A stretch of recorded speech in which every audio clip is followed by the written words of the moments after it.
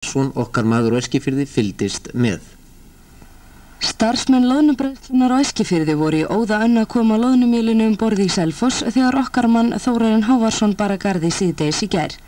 Loðnubræðslan á Eskifirði meðal þeirra stærstu á landinu hvað varðar framleiðslu og vinnslu og árlega framleiðslan 16 til 17.000 tonn af mjöli og 10 til 11.000 tonn af lýsi. 1160 tonn fóru með Selfossi frá Eskifirði til Hollands í gær og góðir samningar náðust verð á mjölinu. Þetta mjöl sem fór núna á ágætisverði, það var selt fyrirfram og mér skilst að mjölverð hafi nú fallið eitthvað frá því að þessi sala var gerð, en mjölverð breytist oft á tíðum dálítið hratt og erfitt að eiga við það, fyrir okkur allavega.